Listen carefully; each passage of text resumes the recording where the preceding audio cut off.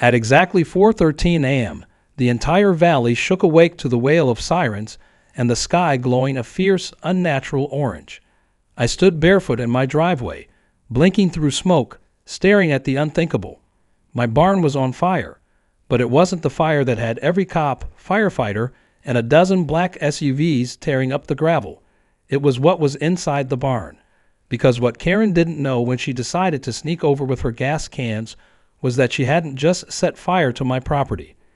She had just set fire to a federally protected National Police K-9 training ground, a secret facility camouflaged behind a beat-up old barn facade.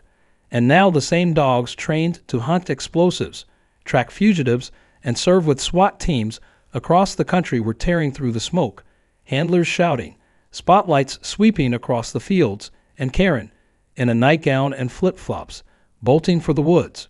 For a few seconds, the chaos didn't feel real. The barking, the alarms, the screech of tires. I could only stand there, half in horror and half in stunned amazement, thinking, she's really done it.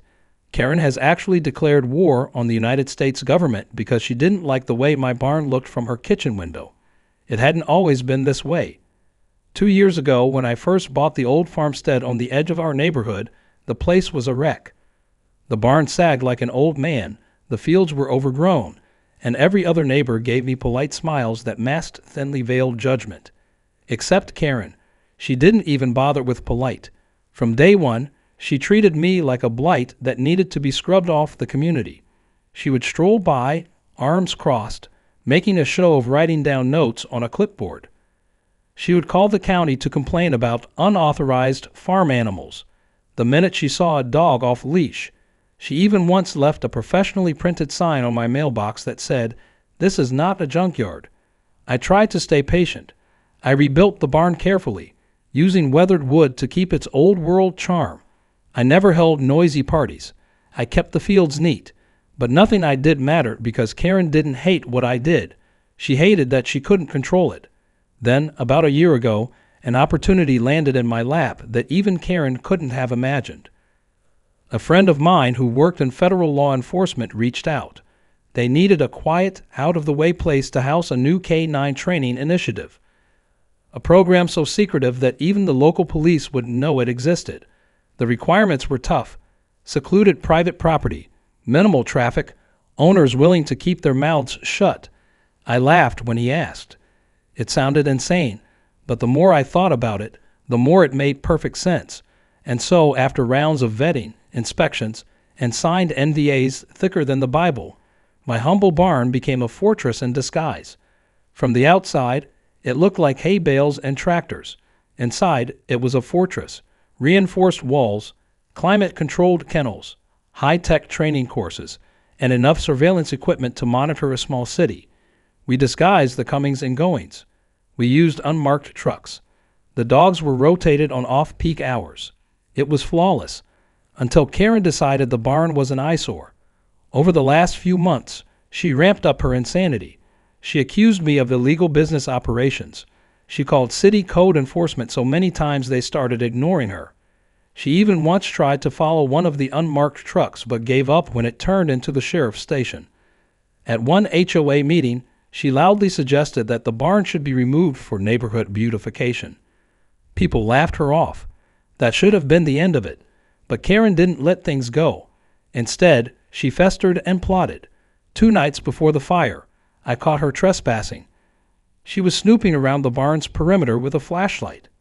When I confronted her, she shrieked that she was inspecting for rats and stormed off before I could call the police. I filed a report anyway. The feds weren't thrilled, but they didn't see her as a serious threat. Typical Karen, one of the handlers joked.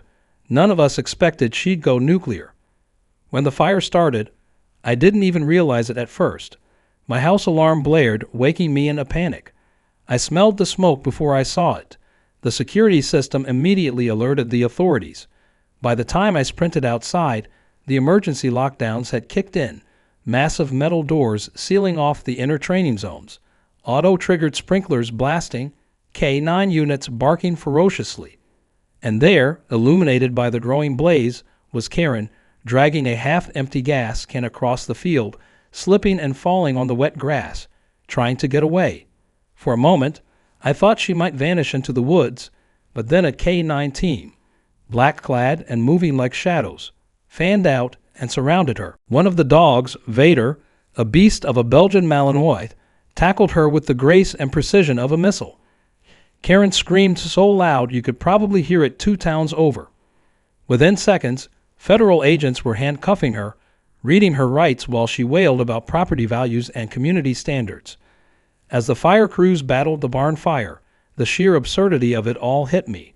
Karen had tried to clean up her neighborhood by committing felony arson against a classified federal facility, and now she was crying about her HOA fees. Standing there in the smoke and flashing lights, I felt a strange combination of fury and vindication. This wasn't just a petty squabble anymore. Karen had crossed a line so bright and burning it lit up the whole sky.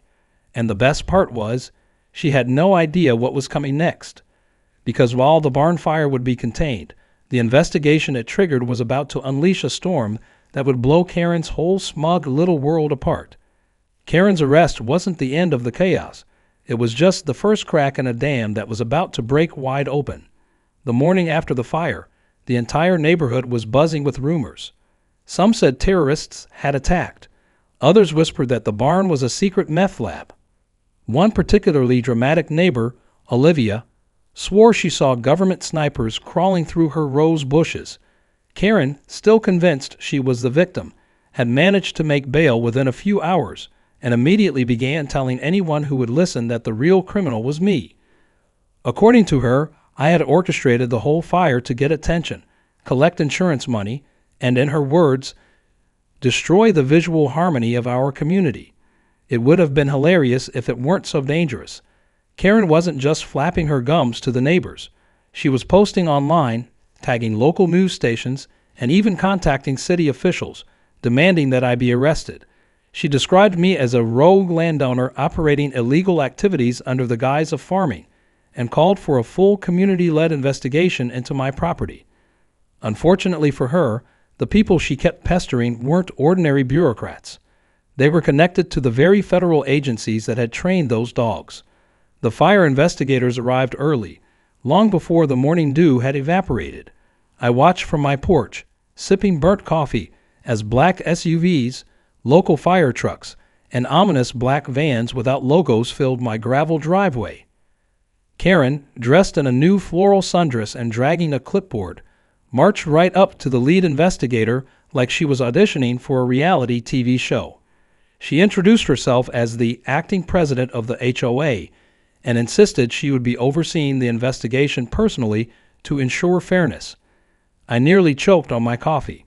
When I saw it, the lead investigator, a tall man with a permanent scowl and a visible earpiece, listened patiently for about 30 seconds before gently but firmly turning her away.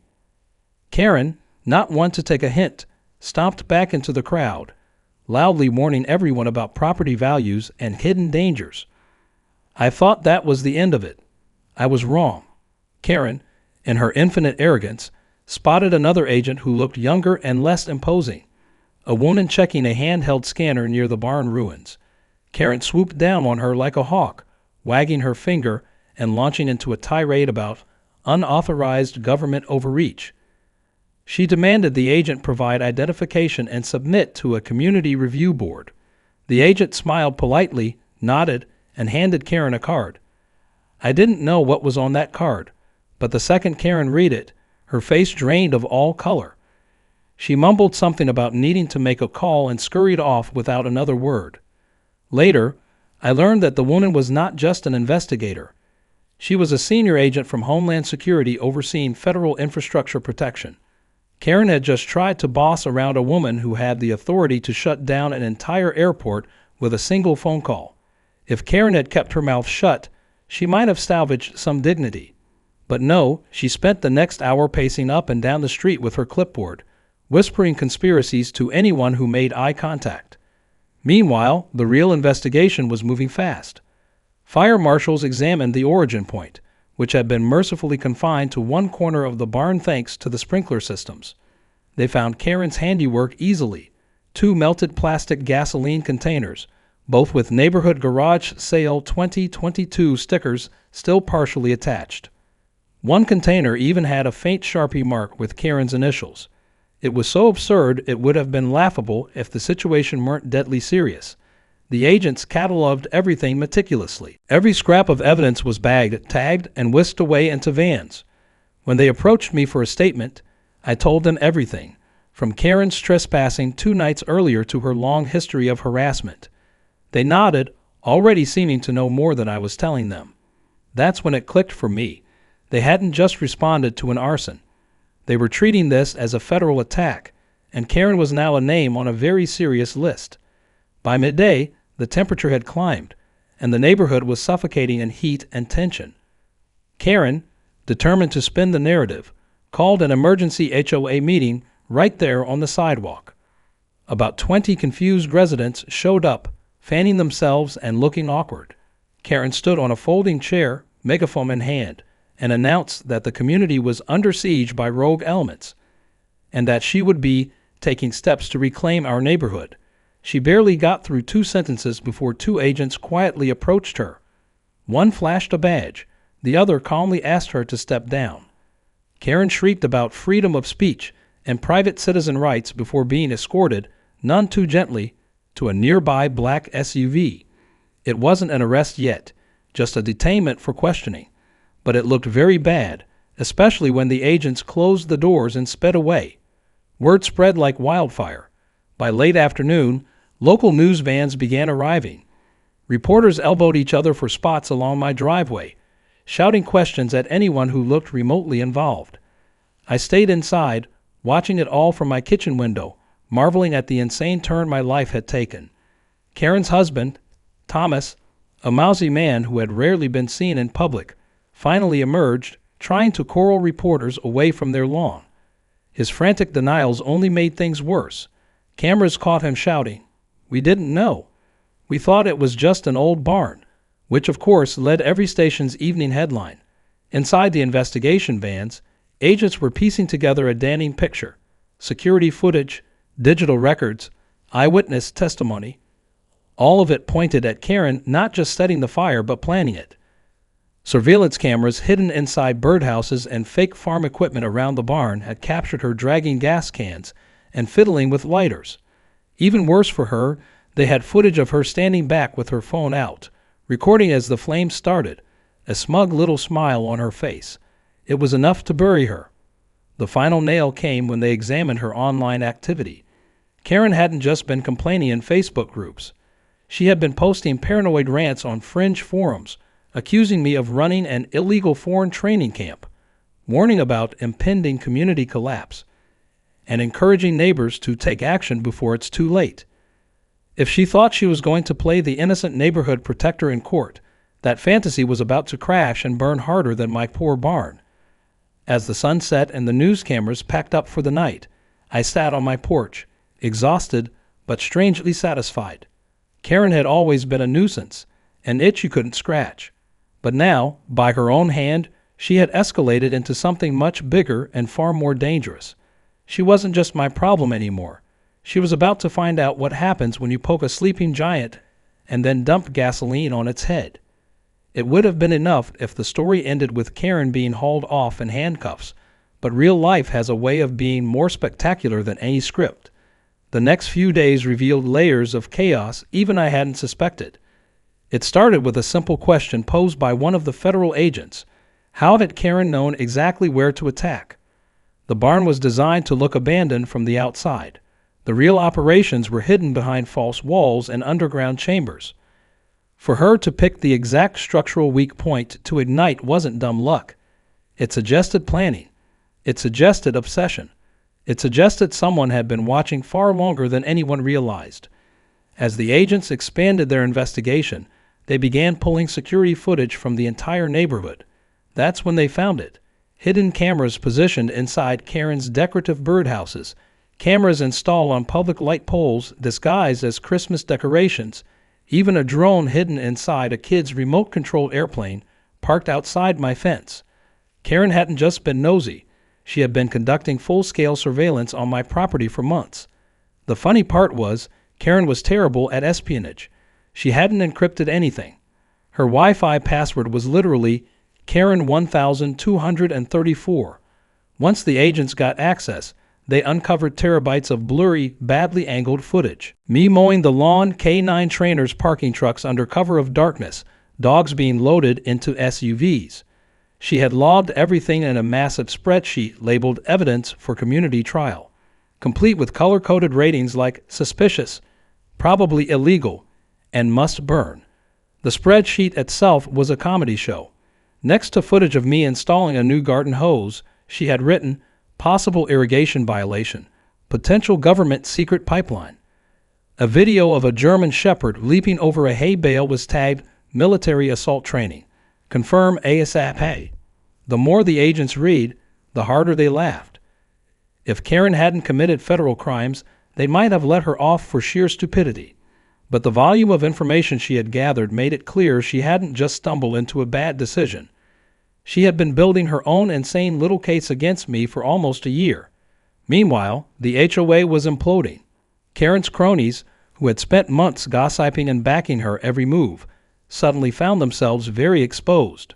One by one, they were called in for questioning. Most of them crumbled instantly.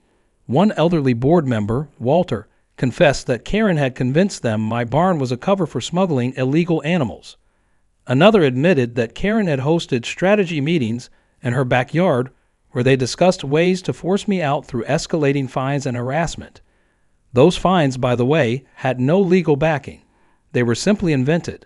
They had tried to fine me for things like excessive nighttime sounds, which apparently included a dog barking during a training exercise, or unauthorized vehicle presence whenever an unmarked federal SUV stopped by the barn.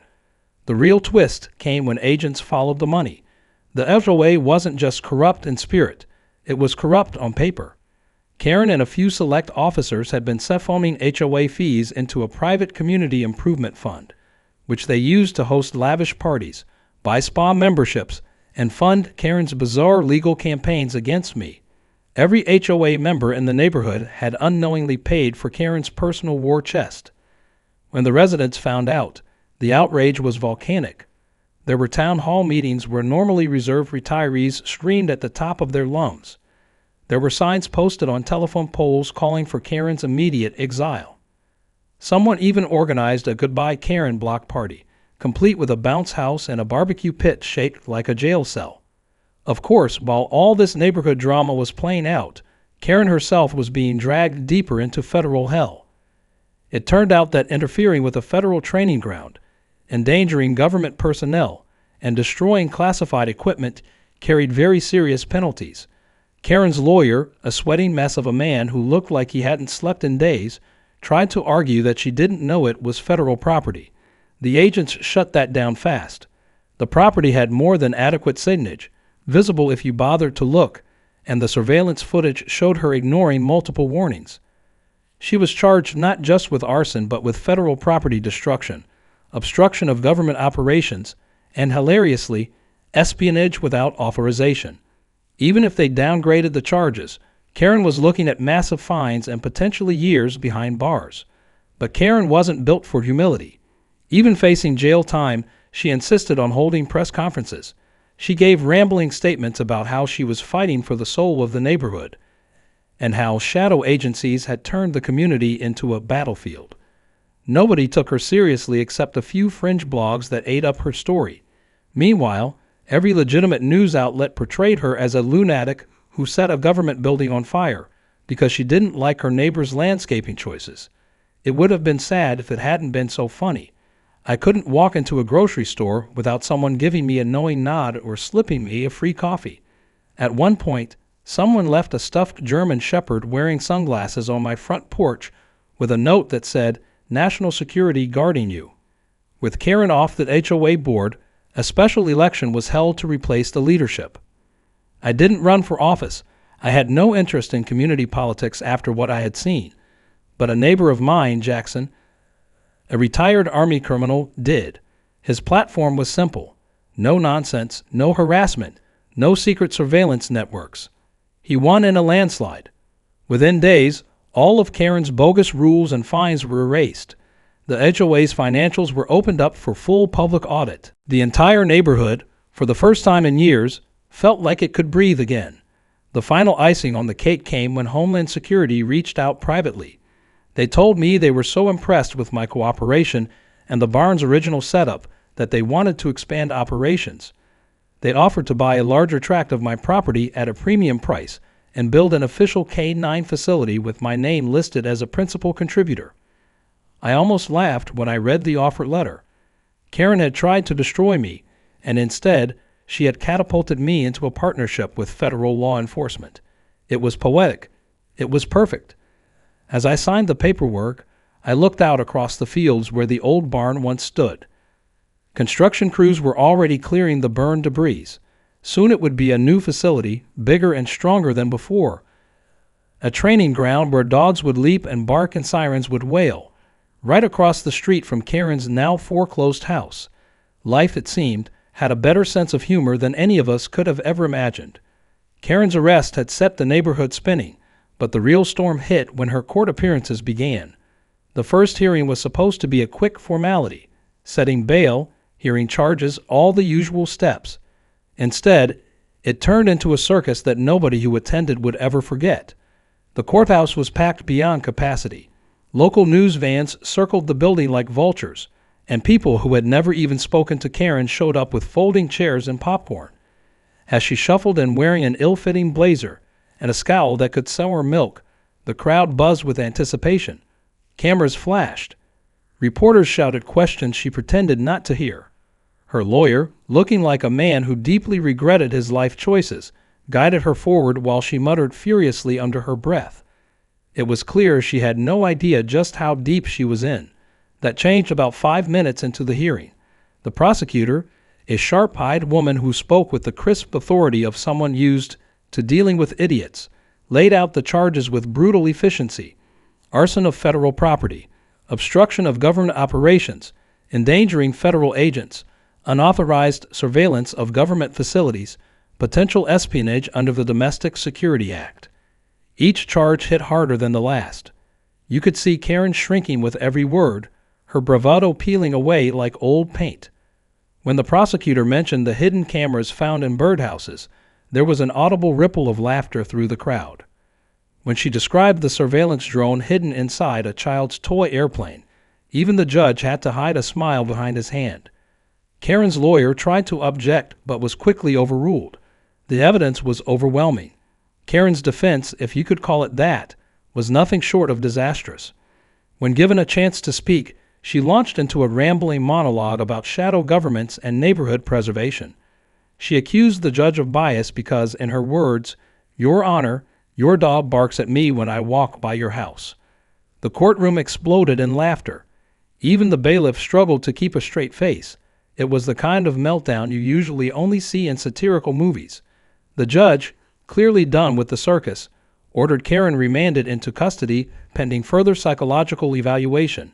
She was led away screaming about property rights and patriot duties, her voice echoing down the marble halls. While Karen's world crumbled, mine was transforming in ways I could hardly believe. Construction began almost immediately on the new K-9 facility. Trucks rolled in carrying steel beams, fencing, and training equipment. Teams of workers bustled around the property like a kicked anthill, building something bigger and better than anything we had before. The old barn had been a clever disguise, but the new center would be a fortress. Reinforced walls, specialized training yards, dormitories for handlers, even a helicopter landing pad. It wasn't just a training site anymore. It was a full-blown national center for K-9 operations, and at the heart of it all, my land stood proudly, a symbol of resilience against stupidity and entitlement. Meanwhile, the media frenzy refused to die. Karen's story had become national news. Late-night comedians joked about her nightly. Memes flooded the internet. My favorite was a picture of Karen, wild-eyed and furious, with the caption, "When you try to evict the FBI with HOA bylaws." Even serious outlets picked up the story, framing it as a cautionary tale about the dangers of entitled power trips and unchecked suburban politics. People I hadn't spoken to in years reached out, laughing, congratulating, asking for interviews. I turned them all down. I didn't need the spotlight. I was content watching the world recognize the lunacy that had haunted me for years. But the real victory wasn't in the headlines or the new buildings. It was in the small, everyday changes that began rippling through the neighborhood. Without Karen's toxic influence, people started coming together again. Kids played in the streets without parents worrying about absurd fines. Neighbors organized community barbecues and movie nights. Fences that had been erected out of pettiness were torn down. I even caught myself smiling at people I had once viewed with suspicion. It was like a collective exhale, a release from a tension we hadn't even fully realized we were carrying. Karen's house, abandoned and overgrown, became a symbol of her downfall. The bank repossessed it after she failed to pay her legal fees, and for months it sat empty, a crumbling reminder of her reign. Eventually, the city condemned it. In a stroke of poetic justice, the federal project expanding the K-9 facility bought the property. They bulldozed the old structure and turned it into an advanced agility course for the dogs. Every day, trained German Shepherds and Belgian Malinois leaped over the very ground where Karen once plotted her nonsense. It was beautiful in a way words can't capture. The final blow came quietly. Karen, after months of legal battles and psychological evaluations, was sentenced. She didn't get the maximum penalty, but it was still brutal. 5 years probation under federal monitoring, massive fines she could never hope to pay, permanent ban from holding any community leadership role, and a restraining order preventing her from coming within 500 feet of any government facility, including my property. The best part? As part of her plea deal, she was required to perform 2,000 hours of community service. The agency in charge of assigning her duties, Homeland Security. Word on the street was that her first assignment involved cleaning a K-9 training yard. Life had a way of writing the best punchlines. As I stood on the edge of the training field one evening, watching a new batch of K-9 teams running drills under the setting sun, I couldn't help but reflect on how insane the past year had been. From a nosy neighbor war to federal investigations and national headlines, it had all started with something as small as a clipboard and a bad attitude. Karen thought she could control the world through bullying and tantrums. She thought her HOA title gave her the right to dictate reality. In the end, all she really did was set herself on fire and hand me the opportunity of a lifetime. The facility's director, Melissa, a no-nonsense woman who had served 20 years in special forces, walked up and handed me a plaque. It was simple, just my name, the date, and the words citizen partner and national security. I laughed when I read it. I didn't feel like a hero. I felt like someone who had survived a hurricane made of pettiness and come out standing a little taller. As the dogs barked and the sun dipped below the horizon, I knew one thing for sure. Whatever came next, I was ready. Karen was a chapter the community had finally closed for good, and in her place we had built something stronger than her wildest tantrums could ever destroy. Months passed, and the new normal settled over the neighborhood like a gentle breeze after a violent storm. The air was lighter, the streets felt friendlier, and the sense of quiet relief was nearly tangible. It was incredible how quickly things could improve when the source of so much toxicity was removed.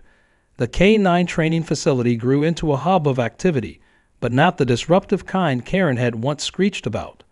The dogs and their handlers became a beloved part of the community, often seen jogging down the trails or performing demonstrations for school kids who visited on field trips. Saturday mornings sometimes featured an open demonstration where families would gather with coffee and lawn chairs to watch the dogs in action. Where once there had been suspicion and fear, now there was pride. A feeling that somehow our little slice of the world was part of something much bigger and better. Karen, meanwhile, became a ghost story whispered at block parties and neighborhood get-togethers. People told newcomers about the woman who tried to take down the government with a clipboard and a gallon of gasoline. Some of the stories grew wild with retelling, turning her into a mythical figure who rode a flaming lawnmower into battle against federal agents. It was absurd and hilarious and somehow still less embarrassing than the real events had been. Her name became shorthand for any overzealous busybody behavior. If someone got a little too fussy about fence heights or barking dogs, someone would inevitably mutter, "Careful, You don't want to go full Karen, and everyone would laugh. The property that used to be Karen's, now the K9 facility's new agility field, became a favorite part of the grounds. They held competitions there, with handlers from across the state bringing their dogs to compete. It was poetic justice in every way, a daily reminder that Karen's bitterness had built something joyful instead of tearing anything down. From time to time, I'd stand at the edge of the field, arms crossed, watching the sleek dogs fly over obstacles and plunge into tunnels, and wonder if Karen ever drove by, sitting low in a borrowed car, watching the future she had tried so hard to ruin. Part of me hoped she did. It would be the perfect punishment, silent and ongoing, impossible to protest against. Of course, life moved on for me too. I used the government's generous payout to refurbish my home and expand my land. I added a guest house, a real one this time, not the fake kind Karen once accused me of illegally renting. Friends and family who had once raised eyebrows at my decision to buy that rundown dump at the edge of civilization now marveled at the transformation. Invitations to visit came with jokes about wearing Kevlar vests or asking if the dogs would frisk them at the gate. I didn't mind. It was nice to see the humor return to a place that had once been dripping with tension. The best part, though, was the relationships that had quietly formed among neighbors. Without Karen's sewing division, people who had barely nodded at each other for years now shared barbecues, helped fix fences, traded garden tips. We started hosting block parties again, with potluck dinners and games for the kids. Even the most skeptical residents admitted that life without HOA tyranny was sweeter. No one missed the endless violation notices or surprise inspections. We had discovered that most people, left alone, would maintain their homes just fine without an iron fist hovering over them. One evening, as the sun dipped low and turned the fields gold, I sat on my porch and watched a group of handlers work with their dogs. They moved in perfect sync, all business and sharp commands, and then the handlers broke into laughter when a particularly clumsy pup tumbled off a jump and popped right back up, tail wagging furiously. The sound drifted across the fields, pure and light, and I realized something I hadn't thought about before. Karen had tried to control everything out of fear. Fear of change, fear of things she couldn't dictate. But when she finally overreached and fell, she had inadvertently made room for a community built on trust instead of control, a place where mistakes were met with laughter, not punishment. Later that night, I found myself flipping through an old notebook I had kept during the worst of the HOA wars, pages and pages of citations, complaints, legal threats. It was staggering to see it all laid out, a testament to just how exhausting life under constant scrutiny had been. I thought about burning the whole notebook in a bonfire to celebrate, but in the end, I tucked it away in a drawer, not out of sentimentality, but as a reminder that freedom isn't just about grand gestures or dramatic courtroom victories. Sometimes it's about surviving the slow, grinding pressure of petty tyranny until it collapses under its own ridiculous weight. Word eventually reached me that Karen had moved several towns over, renting a small apartment far from any HOA-managed community. It was said she worked part-time cleaning office buildings, still loudly blaming everyone but herself for her downfall. Some said she tried to start a neighborhood committee in her new complex, but was promptly laughed out of the first meeting. Whether that was true or just neighborhood myth, I didn't really care. Her story was no longer part of mine. She was a chapter that had ended. I had better things to focus on now. As autumn rolled in and the air grew crisp and the fields turned from green to amber, the K9 facility threw a public event to thank the community. There were food trucks, live music, and of course, a demonstration by the dogs.